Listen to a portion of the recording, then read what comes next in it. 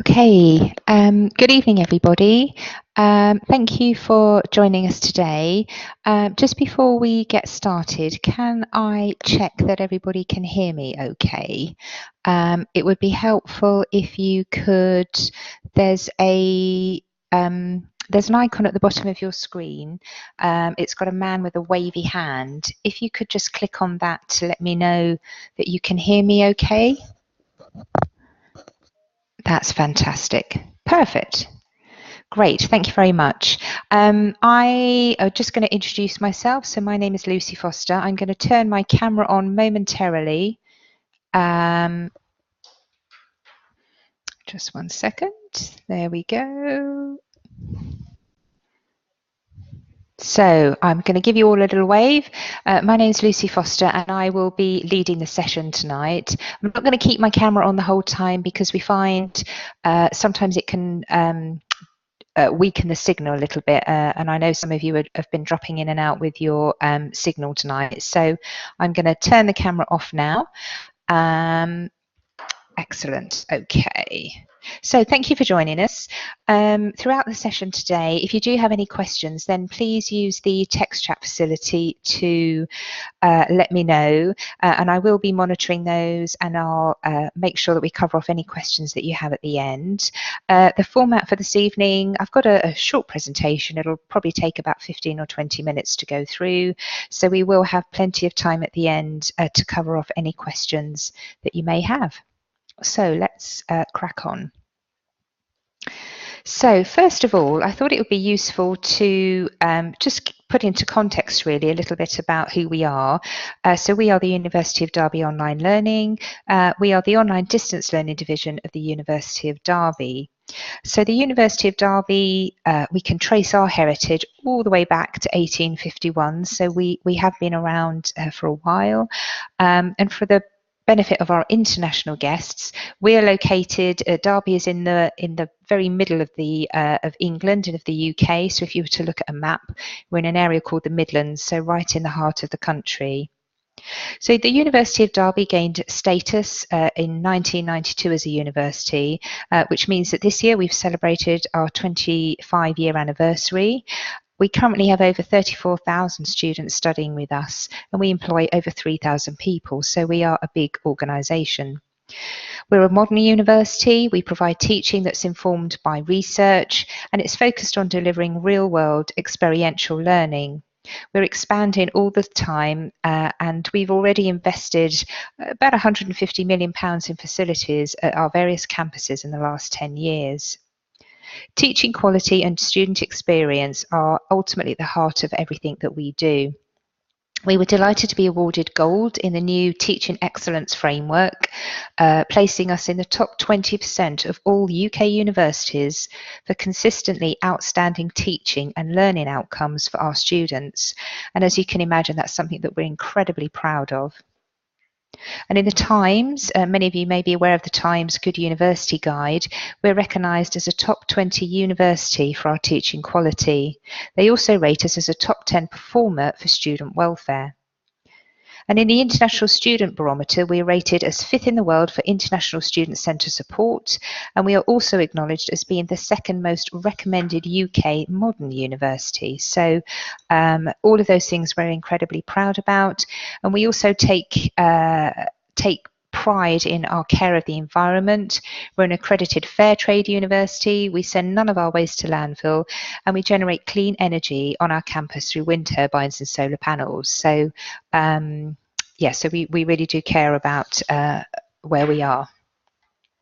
So putting that into context then, for us, for the University of Derby Online Learning, or UDOL as we're often referred to, we have been offering 100% online distance learning courses since around 2001. So we've been offering those for students who really are looking for a more flexible way to study. They can't come on campus, but they still want to achieve a university qualification. We learned to tailor our courses specifically for online delivery, and in 2011, the University of Derby Online Learning, or UDOL, was born. Our online students are from all around the world. We represent around 100 different nations, and between 2012 and 13 and 2015-16 academic years, we've had over 12,000 distance learning students that have studied with us. And they study a vast online course portfolio of undergraduate and postgraduate courses, together with a growing number of short courses and free courses, which I'm sure many of you will have already seen on our website. Again, if you've looked at some of the courses on the website, then you would have seen that many of them are also accredited by professional organisations. And this means that they're recognised by industry and that they're also valued by employers. And these are hugely attractive to many of our students who are already working, they're already established careers maybe, or looking to progress in their careers. So this is a real benefit and a bonus to them. And with those accreditations come additional benefits for our students. So for example, if you're doing a psychology or one of our hospitality degrees, the accreditation organisations there offer additional student membership benefits, and that means that you would have access to additional resources from that professional organisation, which again enriches your studying and your learning and can also help you in your career development. Likewise, with our BSc Hons Business Management, that has a similar thing with the Chartered Management Institute. And our MSc Environmental Health programme is the only online environmental health master's programme that's accredited by both the Chartered Institute of Environmental Health and also the REHIS, which is the Scottish Chartered Institute as well. Now, some of you may be looking at online courses, you might be looking at on-campus courses and thinking, oh, you know, what's the best one to do? And all I can say to you really is that online learning it's grown and it's becoming increasingly popular and attractive to learners. And many of our students study with us because they need that flexibility, whether it's fitting around their work lifestyle, or they've got family, or they're living or they're international students who don't want to come to the UK. It really does offer many benefits. And the Distance Education Enrolment Report 2017, that's got some statistics which are on the screen now. And it just underlines how popular online learning is. These are based on the figures from the United States. They are, I would say, a little bit further forward than we are at the moment. But just as an example there, you can see that 30% of all students in higher education in the US are now taking at least one distance learning course. So it really is, and I think just with the rise and the adoption of technology, that's now an integrative part of all of our lives, it just means that accessing your learning is almost it just feels quite a natural progression. Okay, now this slide really is just looking at all of the different aspects that we offer and benefit and support that we offer our students. So you, as our students, as our learners, you're at the heart of everything that we do. And through our vast experience and expertise, we've been able to deliver a virtual campus experience. So we try and offer an online version of what you would get if you were coming on campus to study with us. So if we start at the top, one of the most important teams and aspects of your learning really is your academic team and your online tutors. And our academics, as you would expect, they've got a wealth of experience and knowledge that they can be sharing with you. And we've got a team of academics who are based here with us in Derby, and they're responsible for teaching, but for leading and managing and developing our programs.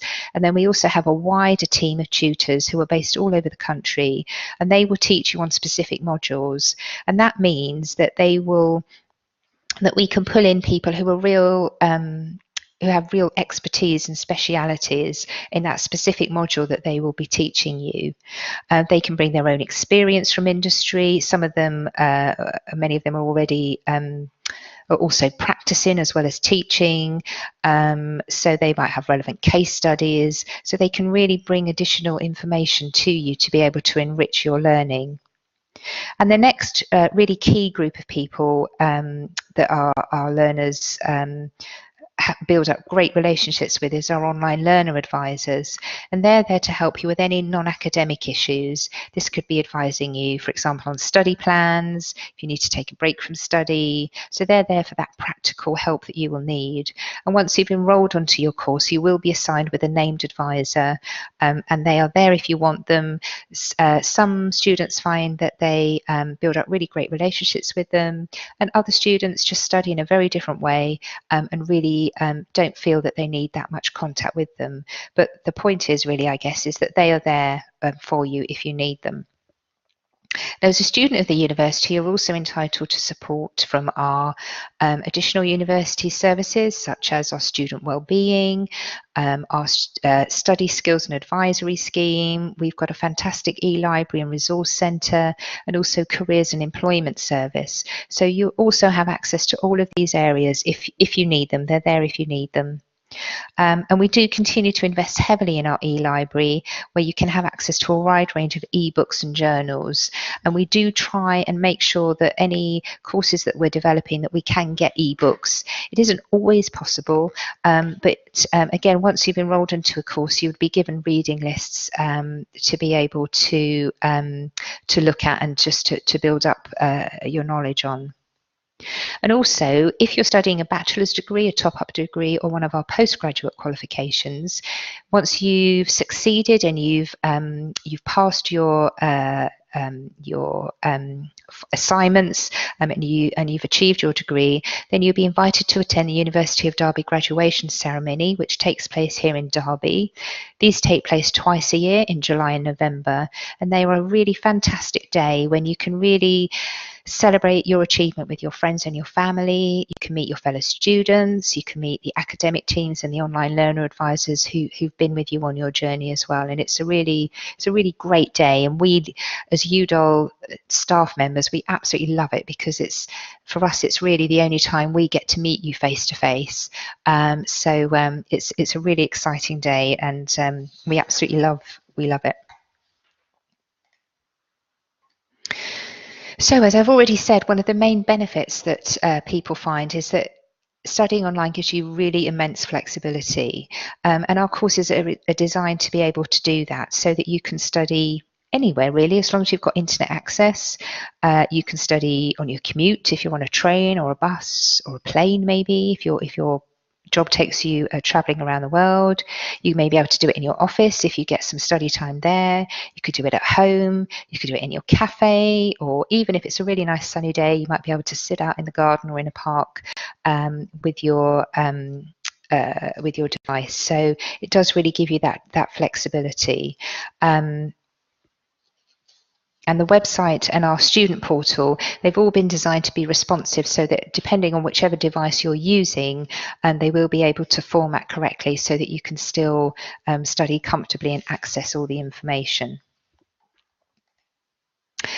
Just really wanted to make you aware, because I know sometimes people are looking at the courses in intense detail, but just so that you're aware that we do have affordable payment plans available. I mean, we realise again, as maybe mature students, it's if you're doing, especially if you're doing a full bachelor's degree or even a postgraduate qualification, it is a significant investment, not only of your time but also of your money. So we do offer a range of payment plans to make your studies more affordable, and this will help you to spread the payments. You might benefit from a discount if you pay up front, and depending on your circumstances and where you live, you may also be eligible for a student loan.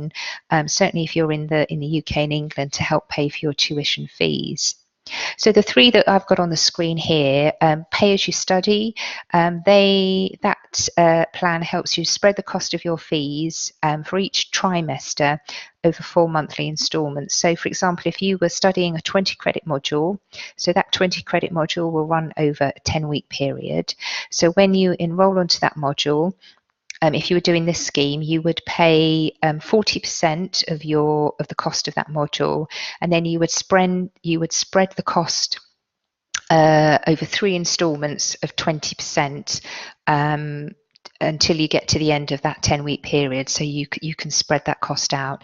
It does sound a bit complicated, but if you've looked on our website, there are some examples which illustrate it really clearly. And also, if you were enrolling in September, you could pay for all of the modules that you were studying in that academic year. So if you were doing 1 module per trimester, you'd be doing a total of 3 modules per year. So you could pay for all of those modules up front and receive a 5% discount. Or if you pay in full, if you're in a position to be able to pay for all of your course up front, then you would be able to get a 5% discount on the total cost of that course. And if that course would normally run over consecutive years, then you would also be able to avoid any potential annual fee increases as well. So that does have some advantages. Now, one thing our learners find extremely beneficial and are quite excited about is that our courses don't have any exams. All of our courses are assessment based, so that means that they could be autonomous. It could be group work, so you'd be working as in a small team or a small cohort of students. And they are really designed to test your learning throughout a module. So you would maybe have a few different forms of assessment throughout the module, but then at the end of that module, at the end of that 10-week period, we would expect a formative assessment. So that may be in the form of a report, it could be an assignment. If you're doing an independent study, for example, obviously that would be a bigger project, sort of dissertation. But throughout the module, you might be tested using essays, reports, short exercises, case studies, quizzes, etc. So we do use different forms to be able to test you and make sure that you're able to keep up with everything. But there is no formal exam that you would need to sit. And when you submit your work, that's all done securely online using a specific system called Turnitin, just making sure that everything that you're sending through is safe and secure. And this is another way also about how you can fund your studies.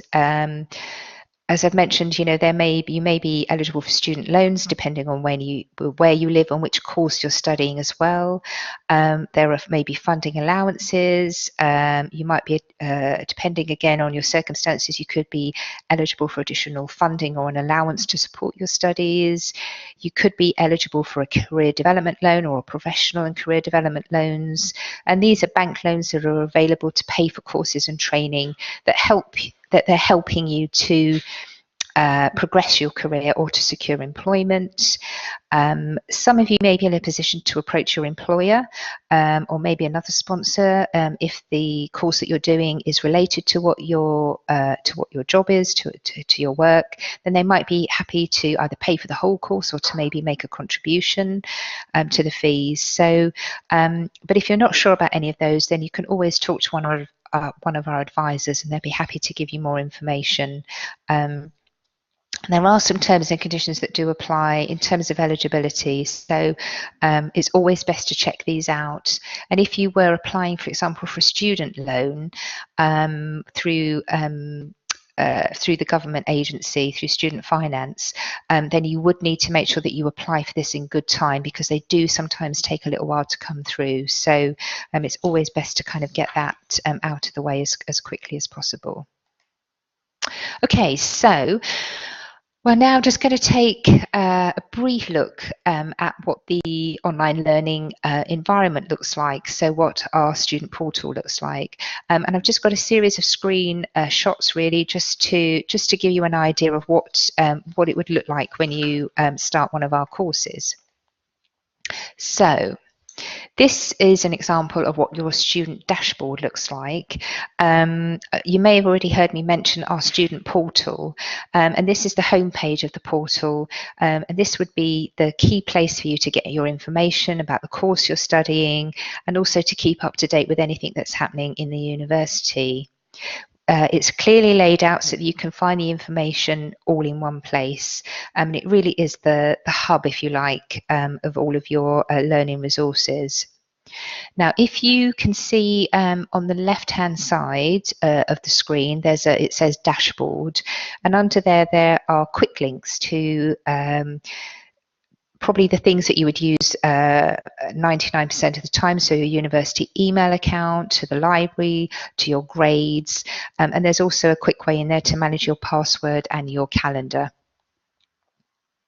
Now, as a remote student, as an online learner, you'd also get access to our library. And the library team offer you a fantastic level of support. They do live webinars and training sessions, so they'll also be able to help you with any support or queries that you may have. And they are, they've worked with us for many years, obviously, and they're aware that our online learners, sometimes do need a little bit of extra help and support to be able to resource the information that they need. Now underneath, so if we're still looking at the left hand side of the screen, so you've got the dashboard at the top, then you've got my programs, and on here there are 3 programs here. We've got a psychology degree, an education degree, and another psychology course. So if you were studying a course, you'd probably only ever have one there. So that might be, for example, a Master of Science in Psychology. So that would be your program. And then underneath you can see you've got my modules 2016-17. And although there aren't any modules in there at the moment, if you were enrolling, let's say in September, and you had a module, then that's where it would appear and you would be able to access that information there.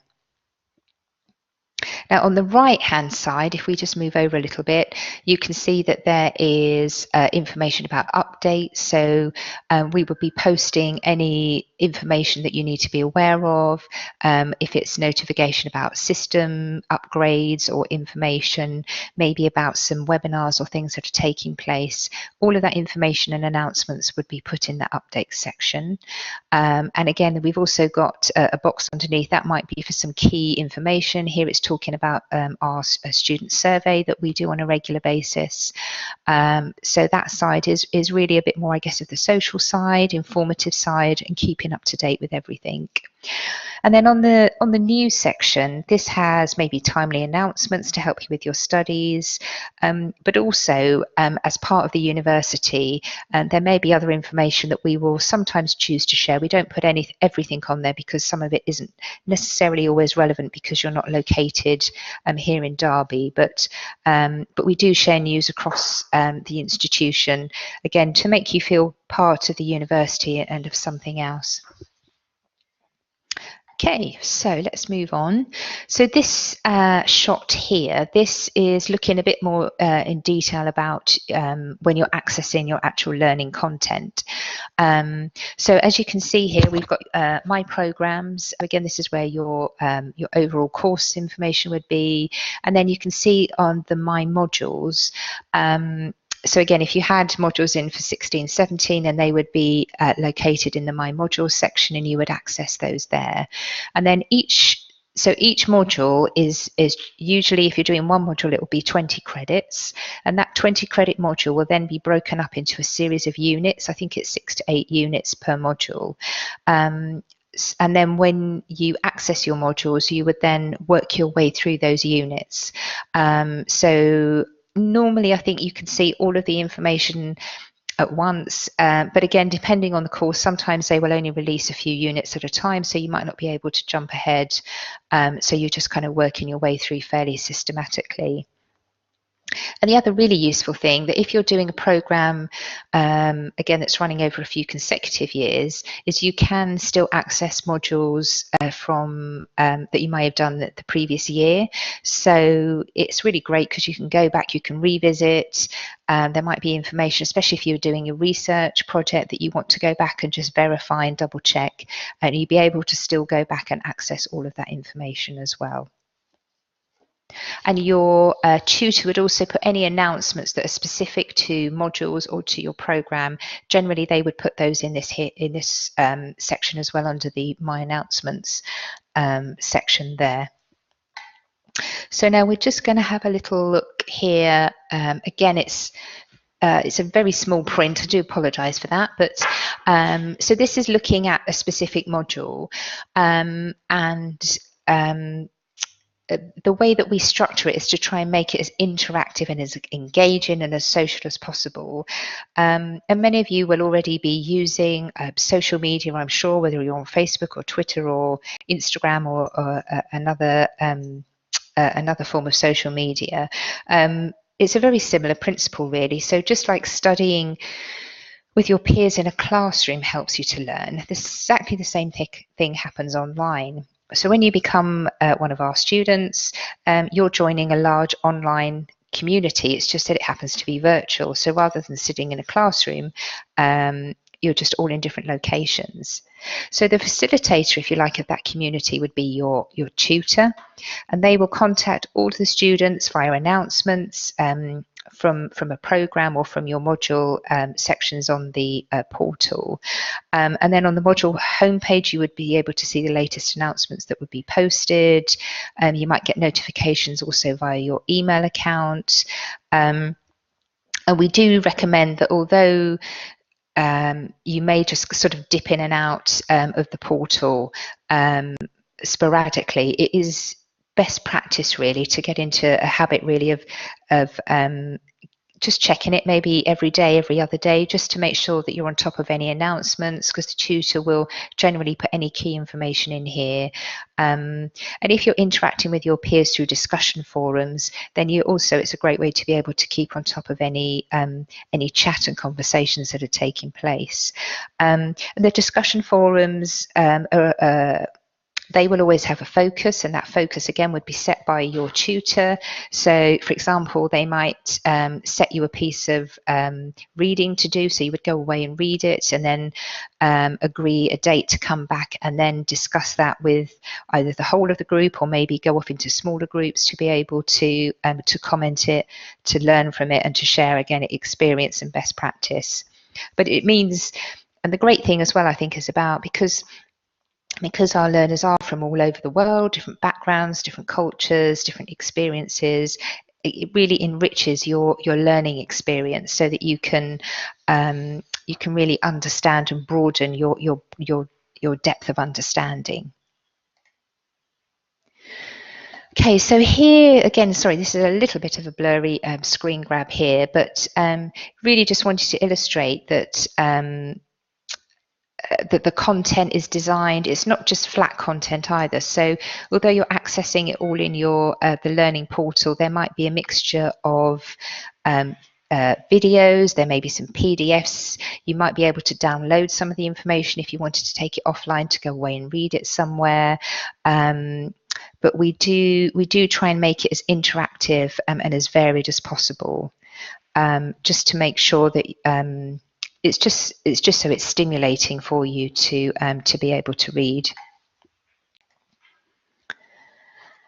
And so if you're at that stage at the minute where you're kind of thinking about studying with us, you're not really sure, we do also have something which some of you may be aware of already, which is our guide to online learning. It's something that's available on our website, and I will share the link with you after today's webinar.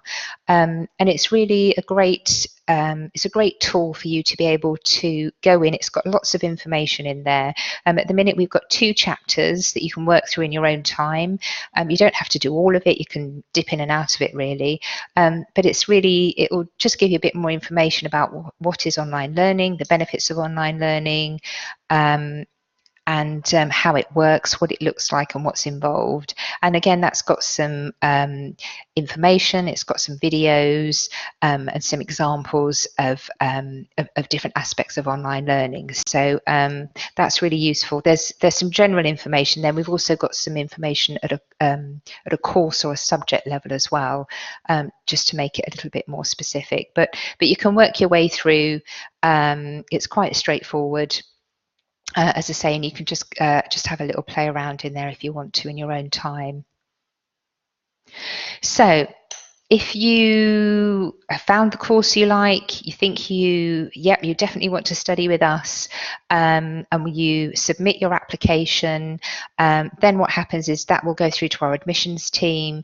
They would then assess your application. They would get back to you as quickly as they possibly could, but we normally do say it would be within 5 working days. And they will either make you an offer to say, yes, you've met all the entry criteria, so you've been successful, so they could make you an unconditional offer, and that would come through to you in an email. Or they may come back to you and say, we just need a bit more information, may just need to clarify some details with you, and that would be called that would be called a conditional offer.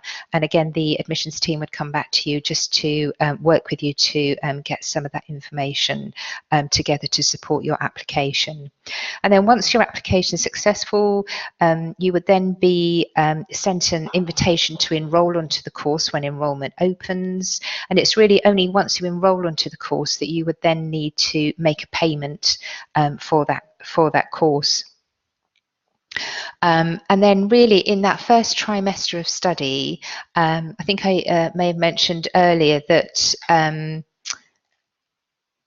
sorry, I can just hear, there we go, yeah. In that first trimester of study, so we run on 3 trimesters. You've probably seen that we have start dates in September, January and May, so there are 3 trimesters. And then we have 3 terms, and each term runs over a 10-week period.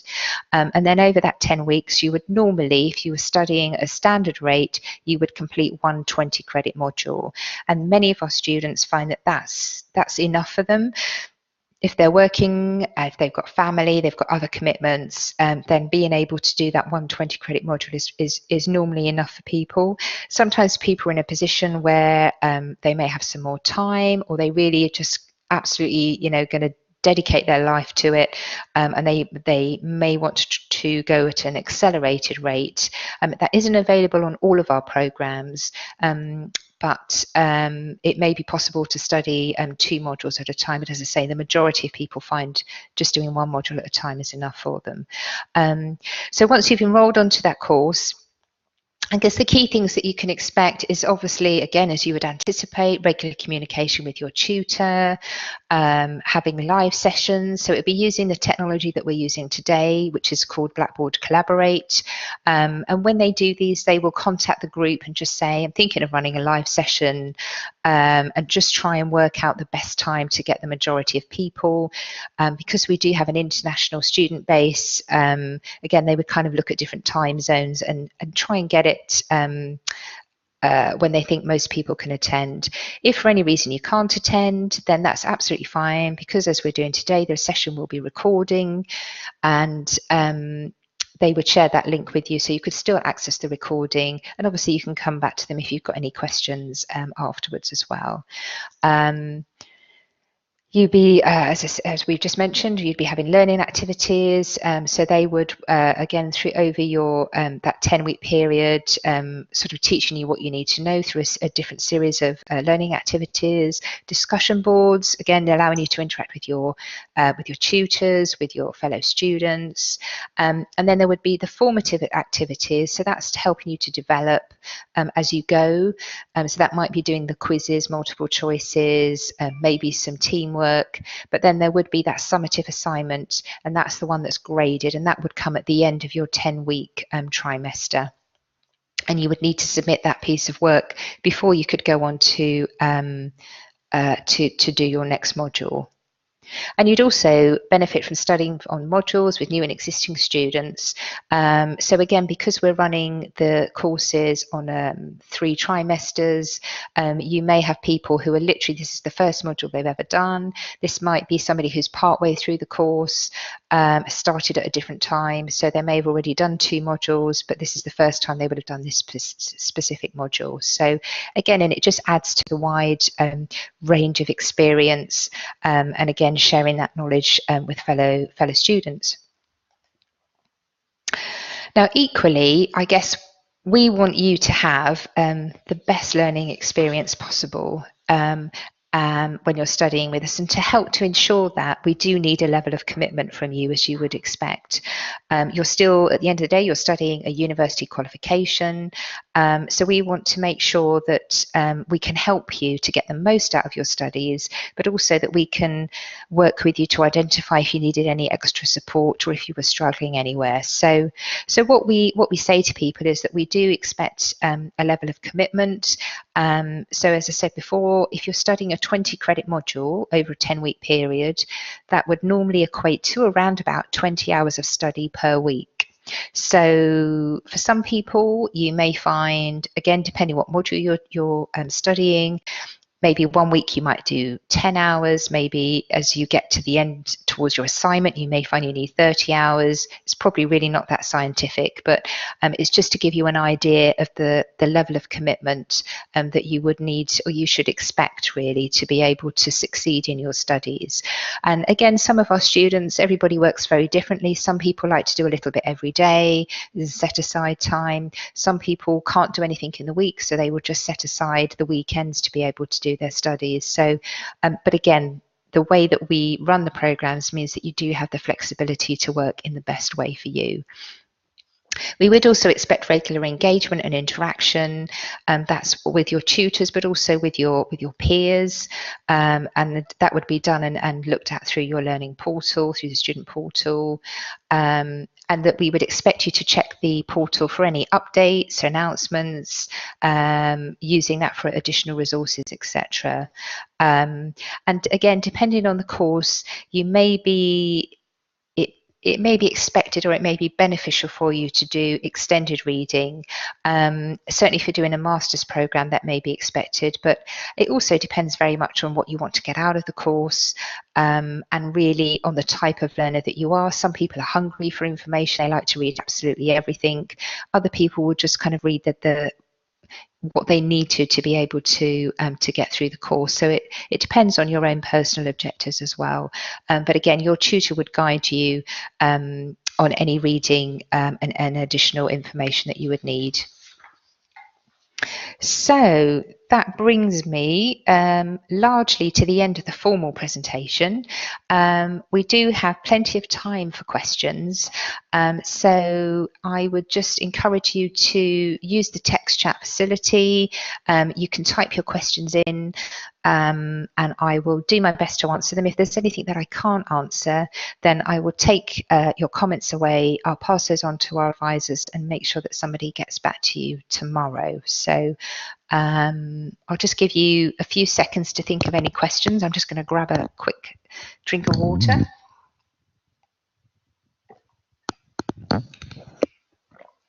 In fact, while you're thinking about any questions that you might have,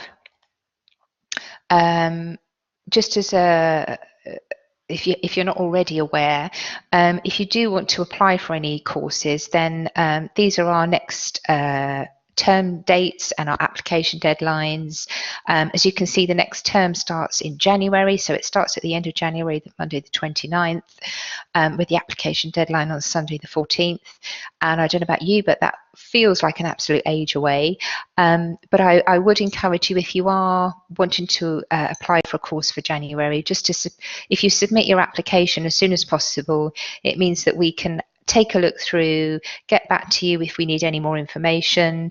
Also means you kind of know where you are as well, because some of our courses they are incredibly popular, especially our psychology degrees are incredibly popular, and we are limited on some courses on the number of students that we can take. So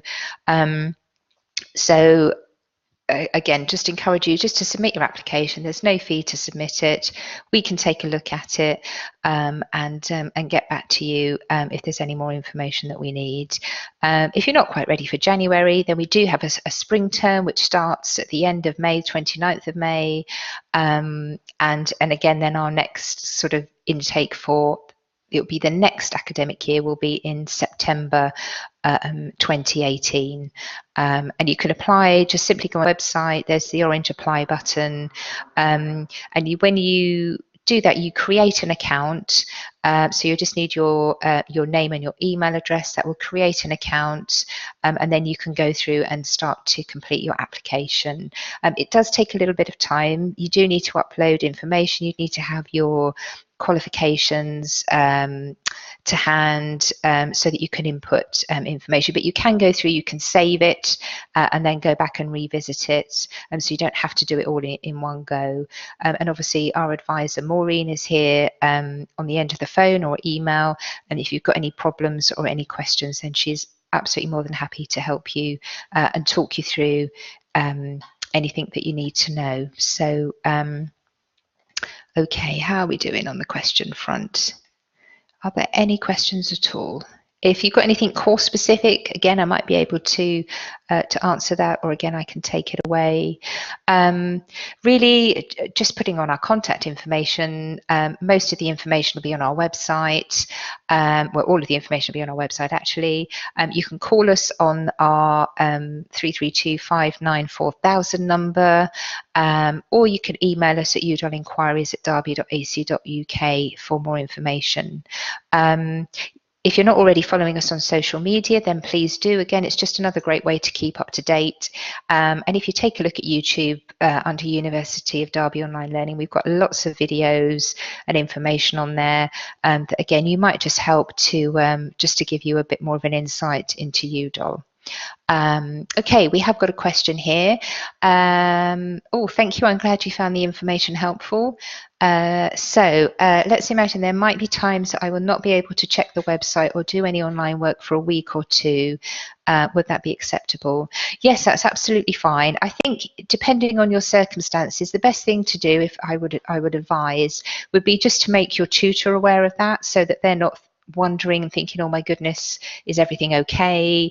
So I think if you can just keep your tutor informed. If you know that something's coming up at work, or if you're traveling, we have some students who are in the military, so we know they can't access things all the time, then that's absolutely fine. We're happy to work with you. I think as long as we know and we can understand your circumstances, and that will be completely confidential between you and your tutor, then we will be able to work with you and make sure that we can support you in the best way that we can. So I think obviously if there's any critical deadlines that might fall into that period, then again, if you contact your tutor, if we know about it, then we can help you and support you. So, I'm sure that wouldn't be a problem, but just make sure that we would know about that. So thank you for that question. I'm just going to look through and see if we've had any other questions that have come through that we can cover today. I think really the only other piece of advice I'd say with your application is really just to put as much information as you can on. When you do come to the end of the application, it does ask you for a personal statement, and it is a little bit confusing because it does say it needs to be 4,000 characters. It's not 4,000 words, but it doesn't have to be that long. And we just encourage you really to put on maybe a couple of paragraphs that just talks about really, it's a personal statement, so why you want to do it, what you want to get out of it, what you're hoping to achieve, and that's really as much as we need there. Okay, I've got a question here. I'm interested in the nursing top-up degree, qualified since 2005 and have been practicing in the UK. Do I still need an IELTS exam? I think it would depend on your level of English. The reason we do ask for IELTS, especially for nursing, is because it's a very technical subject. So there's obviously, being a qualified nurse, you would already be aware that there's lots of technical medical terms. So we do need a really good level of English. I don't know if you have any English qualifications, and whether you did your nursing other nursing qualifications in the UK, or whether they were overseas.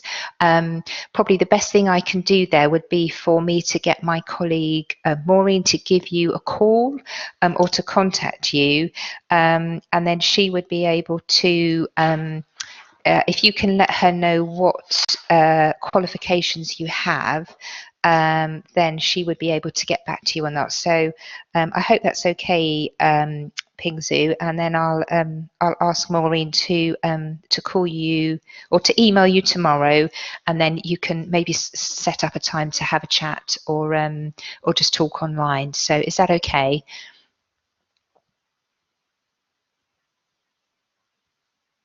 Excellent, wonderful, thank you.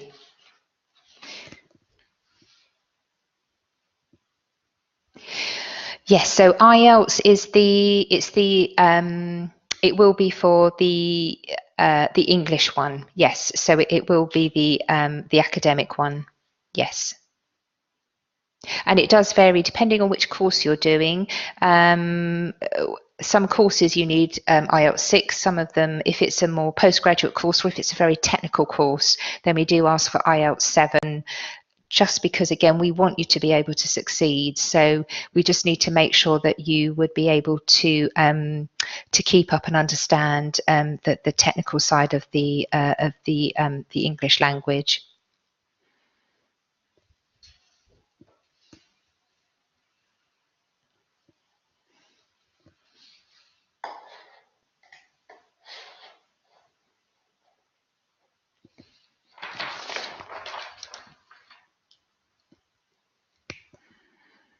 Any more questions? Oh, there we go. Brilliant. Okay, thanks for that, Dominic.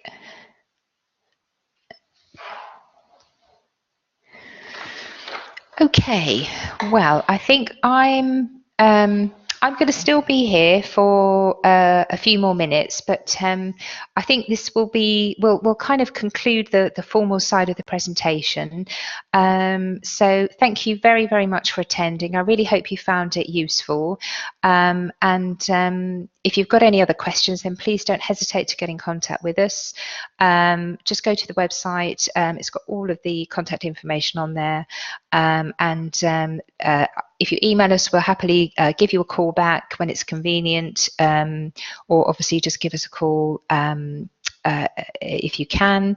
Yeah, if anything else, do come back to us. But in the meantime, I wish you a good evening or a good day if it's the start of your day. Thanks very much for joining us, and I really hope that we will be able to welcome you onto one of our courses sometime soon. So thank you very much, everybody.